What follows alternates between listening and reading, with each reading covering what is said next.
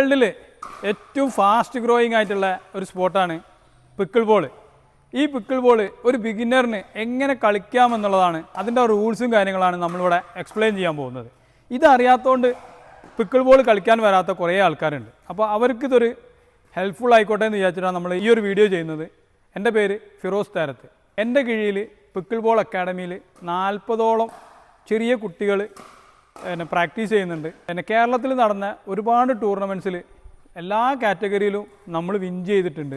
കേരളത്തിൽ മാത്രമല്ല, മാംഗ്ലൂർ, കോയമ്പത്തൂർ, തൃച്ചിയിലൊക്കെ നമ്മൾ കളിക്കാൻ പോയിട്ടുണ്ട്.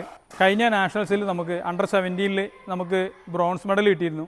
അതിൻ്റെ മുമ്പത്തെ നാഷണൽസിൽ അണ്ടർ 40 ഞങ്ങൾക്ക് സിൽവർ മെഡൽ കിട്ടിയിരുന്നു. എനിക്ക് തോന്നുന്നു കേരളത്തിലെ ആദ്യത്തെ pickleball academy fast track sports അക്കാഡമിയാണ്. അവിടുത്തെ ചീഫ് കോച്ചാണ് ഞാൻ. എൻ്റെ പേര് ഫിറോസ് താരത്ത്. Let start. നമ്മൾ ഒരു ഗെയിം തുടങ്ങുന്ന സമയത്ത് നമുക്കറിയാം, ഏതൊരു ഗെയിം, ടെന്നീസ് ആയാലും ബാഡ്മിൻ്റൺ ആയാലൊക്കെ സെർവ് ചെയ്തിട്ടാണ് സ്റ്റാർട്ട് ചെയ്യുക അല്ലേ. ഇതിലും അതുപോലെ തന്നെ ഇതും സെർവ് ചെയ്തിട്ടാണ് സ്റ്റാർട്ട് ചെയ്യുക. പക്ഷേ ഇതിൻ്റെ സെർവിനൊരു വ്യത്യാസമുണ്ട്. നമ്മുടെ ബെല്ലി ബട്ടൻ്റെ താഴെ ഉള്ള ഏരിയയിൽ നിന്നാണ് നമ്മളിത് സ്റ്റാർട്ട് ചെയ്യേണ്ടത്. ഒരിക്കലും നമുക്ക് ബെല്ലി ബട്ടൻ്റെ ഹൈറ്റിൽ വെച്ചിട്ട് നമുക്ക് അടിക്കാൻ പറ്റില്ല. അതുപോലെ ടെന്നീസിൻ്റെ പോലെ നമ്മളിങ്ങനെ ലോബ് ചെയ്തിട്ട് ഇങ്ങനെ സ്മാഷ് ചെയ്യാനും പാടില്ല. എപ്പോഴും നമ്മൾ ചെയ്യുന്ന സമയത്ത് നമ്മൾ ഈ ബെല്ലി ബട്ടൻ്റെ താഴത്ത് നിന്നായിരിക്കണം നമ്മുടെ കോണ്ടാക്ട്സ്.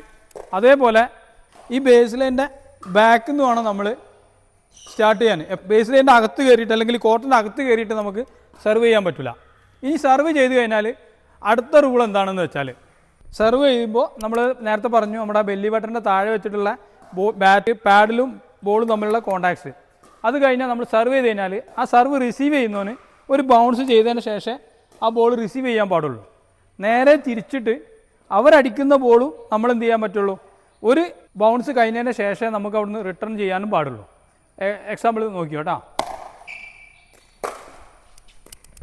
ഇതൊക്കെയാണ്, ഇങ്ങനെ ചെയ്യാം നമുക്ക്. ഇനിയിപ്പോൾ അടുത്ത ക്വസ്റ്റ്യൻ എന്താ വെച്ചാൽ, ഇതിൽ നമുക്ക് ഈ റൂൾസിൽ ഇല്ലാത്തൊരു കാര്യമാണ് നമ്മൾ പറയാൻ പോകുന്നത് കേട്ടോ.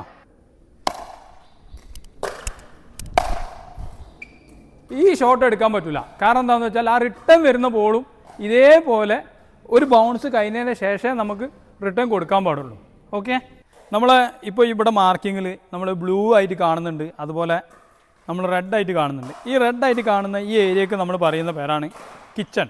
നമ്മൾ മറ്റുള്ള സ്പോർട്ടിലാണെങ്കിൽ നമ്മൾ ബോക്സ് എന്നൊക്കെ പറയുന്നതിന് ബദൽ നമ്മളിതിന് പറയാം കിച്ചൺ എന്നാണ് പറയാം.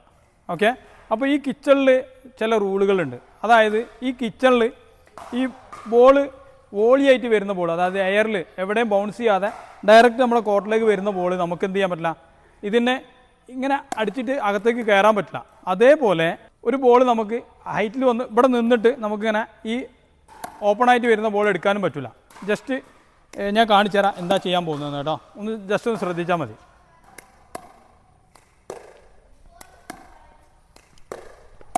ഇത് ഇല്ലീഗലാണിത്.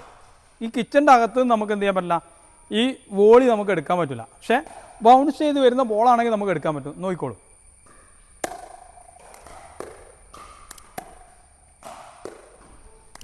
ഇത് കണ്ടോ, ഇത് ലീഗലാണ്.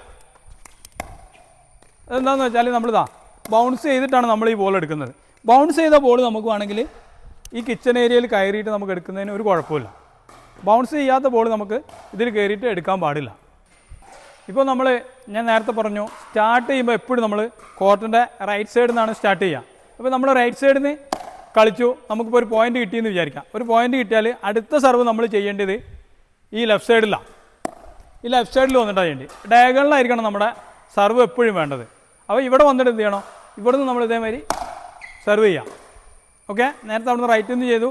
പോയിന്റ് കിട്ടിയതുകൊണ്ട് തന്നെ അടുത്തത് നമ്മൾ എന്ത് ചെയ്യണം, ലെഫ്റ്റിലേക്ക് പോകണം. ലെഫ്റ്റിൽ നിന്ന് പോയിന്റ് കിട്ടിയാൽ നമ്മൾ പിന്നെ റൈറ്റിലേക്ക് വന്നിട്ട് വീണ്ടും മാറ്റിയിട്ട് സെർവ് ചെയ്യണം. ഇങ്ങനെയാണ് നമ്മൾ സിംഗിൾസ് കളിക്കുക. നേരെ മറിച്ചിട്ട് നമ്മൾ ഡബിൾസ് ആണ് കളിക്കുന്നതെങ്കിൽ ചെറിയ വ്യത്യാസം ഉണ്ടാവും. അതെന്താണെന്നുള്ളത് പറഞ്ഞുതരാം. ഇപ്പോൾ നമ്മൾ ഡബിൾസ് ആണ് കളിക്കുന്നതെങ്കിൽ ഡബിൾസ് കളിക്കുമ്പോഴും സ്റ്റാർട്ട് ചെയ്യുന്നത് എപ്പോഴും എവിടെ നിന്നായിരിക്കും, റൈറ്റിൽ നിന്നായിരിക്കും സ്റ്റാർട്ട് ചെയ്യുന്നത്. ഈ എൻ്റെ കൂടെ നിൽക്കുന്ന എൻ്റെ ഡബിൾസ് പാർട്ണറിന് വേണമെങ്കിൽ ഇവിടെ നിൽക്കാം. ഇനി ഇല്ലെങ്കിൽ അവന് വേണമെങ്കിൽ എന്ത് ചെയ്യാം, 2 പേർക്ക് ഒരേ കോർട്ടിൽ വേണമെങ്കിൽ വന്ന് നിൽക്കാം, ഒരു കുഴപ്പമില്ല. ഇനി അതല്ലെങ്കിൽ ഇവന് റൈറ്റ് മാത്രം കളിക്കാൻ അറിയുന്ന ആളാണെങ്കിൽ ഇവൻ എന്ത് ചെയ്യുക, ഇവിടെ വന്ന് നിൽക്കാം. ഈ നമ്മുടെ പാർട്ണറിന് എവിടെ വേണമെങ്കിലും വന്ന് നിൽക്കാം, അതിനൊരു കുഴപ്പമില്ല. പക്ഷേ നേരത്തെ ഞാൻ പറഞ്ഞ ആ റൂളുണ്ടല്ലോ, ഇപ്പോൾ ഇവനിപ്പോൾ ഇവിടെയാണ് നിൽക്കുന്നതെന്ന് വിചാരിക്കാം. ഇവിടെ നിൽക്കുകയാണെങ്കിൽ നമ്മളിപ്പോൾ സർവ് ചെയ്തു നമ്മൾ, അപ്പോൾ അവനെന്ത് ചെയ്യും, ഇവനക്ക് നേരെ വോളി അടിച്ചു കൊടുക്കും. ഇങ്ങനെ എടുത്തു കഴിഞ്ഞാൽ എന്ത് സംഭവിക്കും, ഓപ്പോണൻറ്റ് ടീമിന് ആ പോയിൻ്റ് കിട്ടും, നമ്മളൊരു സർവ് പോകും. മനസ്സിലായില്ലേ? നേരെ മറിച്ചിട്ട് ചില പ്ലേയേഴ്സ് എന്ത് ചെയ്യും, ഇവനിപ്പോൾ നല്ല റൈറ്റ് ഹാൻഡ് കളിക്കാൻ ഇവനാണ് ബെറ്റർ, ഞാൻ ലെഫ്റ്റ് ഹാൻഡ് കളിക്കുന്നവനാണ്, എനിക്ക് ലെഫ്റ്റ് സൈഡാണ് എനിക്ക് നന്നായിട്ട് കളിക്കാൻ അറിയെങ്കിൽ ഇവനെന്ത് ചെയ്യും, അവിടെ വന്ന് നിൽക്കും, അല്ലെങ്കിൽ ഇവിടെ വന്ന് നിൽക്കും, ഇവിടെ നിർത്തും. ഇതെന്തിനാന്ന് വെച്ചാൽ ഇവിടുന്ന് നമ്മൾ സർവ് ചെയ്ത് കഴിഞ്ഞാൽ അടുത്ത ബോൾ ഇപ്പോൾ ലെഫ്റ്റിലാണ് വരുന്നതെങ്കിൽ ആ ബോൾ ഞാനായിരിക്കും കളിക്കുന്നത്. മനസ്സിലായില്ലേ? ഡബിൾസ് ആണ് കളിക്കുന്നതെങ്കിലും റൂൾസ് സെയിം ആയിരിക്കും. നമ്മൾ സർവ് ചെയ്ത് കഴിഞ്ഞാൽ ഒരു ബൗൺസ് കഴിഞ്ഞിട്ട് ആ ബോൾ എടുക്കാൻ പാടുള്ളൂ. തിരിച്ച് അവർ റിട്ടേൺ ചെയ്യുന്ന ബോളും നമുക്കൊരു ബൗൺസ് കഴിഞ്ഞിട്ട് എടുക്കാൻ പറ്റുള്ളൂ. നമുക്ക് ഇവിടുന്ന് കിച്ചണിൽ വോളിയാണ് വരുന്നതെങ്കിൽ കിച്ചണിൽ പുറത്ത് നിന്നിട്ട് അടിക്കാൻ പറ്റുള്ളൂ. അതുപോലെ ഒരു ബോൾ നമുക്ക് കിച്ചണിൽ ഇവിടെ കിട്ടിയിട്ട് ഇപ്പോൾ നമ്മൾ ഇങ്ങനെ അടിച്ചിട്ട് നമുക്ക് ഫോളോ ത്രൂ കിച്ചണിൽ കയറാൻ പറ്റില്ല. അങ്ങനെ കയറി കഴിഞ്ഞാലും എന്തായിരിക്കും, ഇല്ലീഗലായിരിക്കും. കണ്ടില്ലേ? ഇങ്ങനെ ഒന്നും ചെയ്യാൻ പറ്റില്ല. ആ ബോളൊക്കെ നമുക്ക് എന്ത് ചെയ്യാൻ പറ്റും,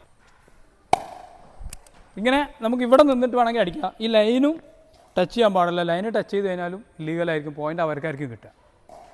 ഓക്കെ, അവിടുന്ന് സർവ് ചെയ്തു, ബോൾ വന്നിട്ട് ഈ ലൈനിൽ വീണു, അത് നമ്മൾ കൺസിഡർ ചെയ്യുക കിച്ചണിനാണ്, അതായത് ഇല്ലീഗൽ സർവ് എന്നാണ്. ഈ ടീമിനായിരിക്കും പോയിൻ്റ് കിട്ടുക.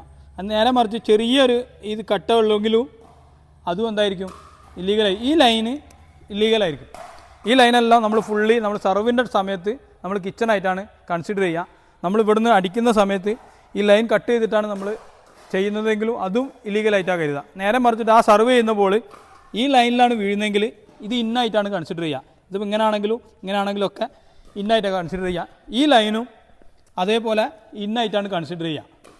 ഈ കിച്ചൺ ലൈന് മാത്രമേ ഉള്ളൂ നമുക്കത് കിച്ചണായിട്ട് കൺസിഡർ ചെയ്യുക. ഇനി നേരെ മറിച്ചിട്ട് നമ്മൾ ഈ ബേസ് ലൈനിലാണ് ബോൾ വീഴുന്നെങ്കിലും അതും ഇന്നായിട്ടാണ് കൺസിഡർ ചെയ്യുക.